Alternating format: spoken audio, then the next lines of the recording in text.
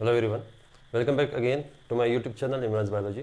और आज हम पढ़ेंगे दो और डिजीज़ जो हैं स्मॉल पॉक्स और चिकन पॉक्स। स्मॉल पॉक्स की बात करें सबसे पहले तो स्मॉल पॉक्स एक वायरल डिजीज़, दोनों ही वायरल डिजीज़ है। स्मॉल पॉक्स हम पहले पढ़ रहे हैं।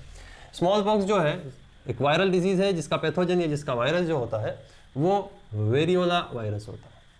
वेरियोला वायरस, जो ये वायरस होता है ये फैलता है या इसका ट्रांसमिशन होता है ड्रॉपलेट इन्फेक्शन से। ड्रॉपलेट्स मीन्स स्नीजिंग, कॉफिंग वगैरह से ये होता है ड्रॉपलेट। कांटेक्ट से भी ये हो सकता है। कांटेक्ट, अगर कोई पेशेंट है और पेशेंट के कांटेक्ट में कोई हेल्दी पर्सन आ जाए तो उससे ये हो सकता है। साथ ही साथ ये फोमाइट से भी हो सकता है। फोमाइट मीन्स कि जो इन्फेक्टेड यूटेंसिल्स हैं या जो मटेरियल हैं, हैंकीज़ वगैरह हैं, हमारा हैंकीज़ हैं, यूटेंसिल्स हैं वगैरह हैं, उनके कांटेक्ट में भी अगर हम आए तो भी हमें क्या होता है, ये स्प्रेड हो सकता है। तो ऐसे ऐसे ये स्प्रेड हो जाता है। जब ये स्प्रेड होता है, जब ये जाता है, जब हमारे बॉडी के अंदर एंटर करता है तो हमारे जो अपर रेस्पिरेटरी ट्रैक्ट है, अपर रेस्पिरेटरी ट्रैक्ट के अंदर ये जो है सबसे पहले इन्फेक्शन फैलाता है। अपर रेस्पिरेटरी ट्रैक्ट में पहुंचने के बाद यहाँ से ये पेनिट्रेट करता है हमारे अपर रेस्पिरेटरी ट्रैक्ट जो है, अपर रेस्पिरेटरी ट्रैक्ट, यहाँ से ये पेनिट्रेट करता है फिर हमारे मैक्रोफेजेस के अंदर। मैक्रोफेज के अंदर ये वायरस एंटर करता है। मैक्रोफेज में एंटर होने के बाद में मैक्रोफेज से रिलीज होकर ये पहुंचता है हमारे लिम्फ नोड में, लिम्फ नोड्स में, और लिम्फ नोड से अल्टीमेटली ये पहुंच जाता है हमारे ब्लड के अंदर। वायरीमिया हो जाता है। वायरीमिया, the presence of virus in the blood, blood के अंदर वायरस का मौजूद होना, वायरीमिया। तो ये लिम्फ नोड से ब्लड में पहुंचता है और पूरे बॉडी के अंदर स्प्रेड होता है और अपना इफेक्ट दिखाना स्टार्ट करता है।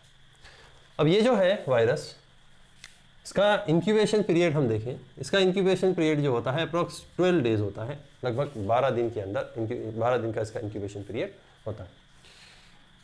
सिम्टम्स की बात करें, क्या क्या सिम्टम्स हम देख सकते हैं।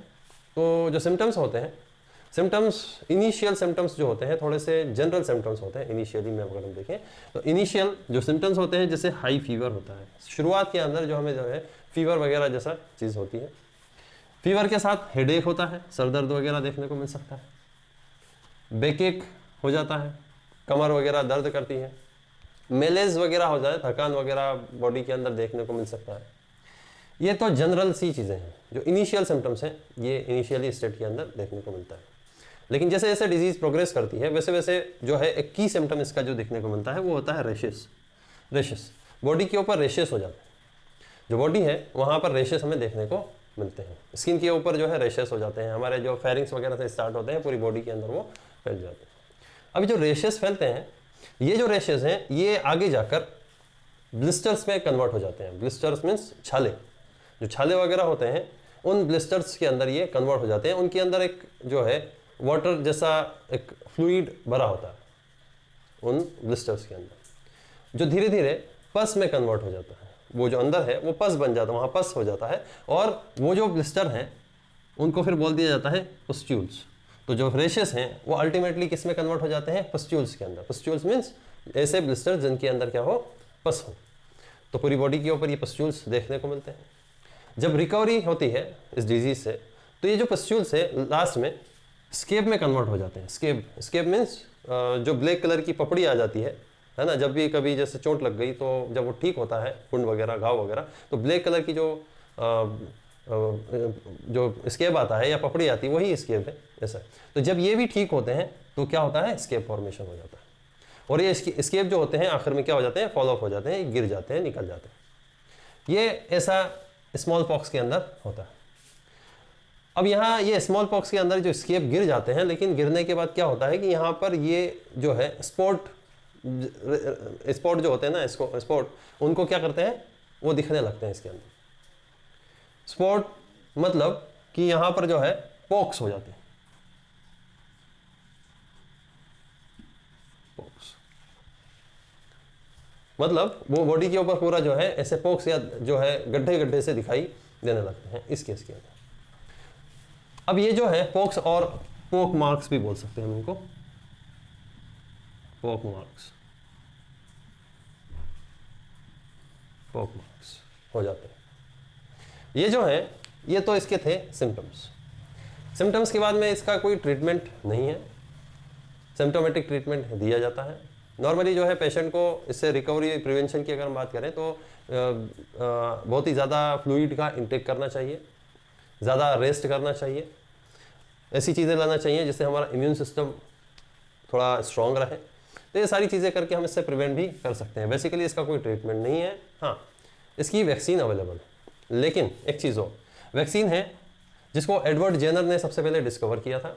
लेकिन एक और मेन चीज़ इस डिजीज़ के बारे में कि ये डिजीज़ जो है अब पूरी तरीके से इरेडिकेट हो गई है। इरेडिकेट हो गई है मतलब पूरी तरीके से अब ये पूरा जो है एक तरीके से ख़त्म हो गई है। नॉर्मली अब इसको जनरली जो है इसका वैक्सीन एडमिनिस्टर नहीं किया जाता, एक्स वैक्सीन वगैरह वैसे नॉर्मली दिए नहीं जाते हैं इसके, क्योंकि ये पूरी तरीके से इसको बोल दिया गया है ये क्या है, इरेडिकेट हो गई है। जैसे पोलियो इरेडिकेट हुआ है, इसी तरीके से स्मॉल पॉक्स भी जो है इरेडिकेट हो चुकी है। तो ये था स्मॉल पॉक्स के बाद आते हैं चिकन पॉक्स पर। दूसरी सेकेंड डिजीज है चिकन पॉक्स भी वायरल डिजीज है जो वेरिसेला जोस्टर वायरस से होती है। वेरिसेला जोस्टर, जो ये वेरिसेला जोस्टर है इसका ट्रांसमिशन सेम टू सेम ऐसा ही होता है, ड्रॉपलेट इन्फेक्शन से होता है ना, बाय कांटेक्ट से होता है, फोमाइट वगैरह से होता है, जैसे हमने यहाँ देखा सेम टू सेम इनका भी जो है ऐसा ही ट्रांसमिशन होता है। इंक्यूबेशन पीरियड जो होता है, इसका इंक्यूबेशन पीरियड 2 से 5 हफ्ते या वीक होता है। 2 से 5 हफ्ते के अंदर सिम्टम्स स्टार्ट हो जाते हैं शो होने। इनके सिम्टम्स हम देखें, इसका क्या सिम्टम्स होते हैं, तो इनमें भी वही सिम्टम्स हैं, जनरल सिम्टम्स जैसे कि फीवर, हेडेक वगैरह है ना, बॉडी के अंदर थकान सा होना, मसल पेन होना, ये सारी चीज़ें भी दिखती हैं। साथ ही साथ यहाँ पर भी क्या होते हैं, बॉडी पर रेशेस होते हैं जो पिस्टूल्स में कन्वर्ट होते हैं और स्केब फॉर्मेशन होकर स्केब फॉल ऑफ हो जाता है और व्यक्ति ठीक हो जाता है। लेकिन यहाँ पर बॉडी के ऊपर किसी तरह का मार्क्स नहीं होते, जैसे यहाँ पर पोक मार्क्स देखने को मिलते हैं बॉडी के ऊपर, यहाँ पर ऐसे कोई मार्क नहीं होते। ये स्केब जो होते हैं अपना मार्क छोड़कर नहीं जाते, बिल्कुल स्किन जो है वो क्लियर होती है इसके अंदर। इसका जो है ट्रीटमेंट भी कुछ नहीं है। ये जो हमारा चिकन पॉक्स है, चिकन पॉक्स का भी कोई ट्रीटमेंट अवेलेबल नहीं है। तो ये जो है ये हमारे 2 डिजीज़ हुई। हमारा जो है सबसे पहले स्मॉल पॉक्स हमने देखा, दूसरा हमने देखा चिकन पॉक्स देखा। आई होप ये वीडियो आपको पसंद आया है। अगर पसंद आया है तो please hit the like button and subscribe to my channel. Thank you.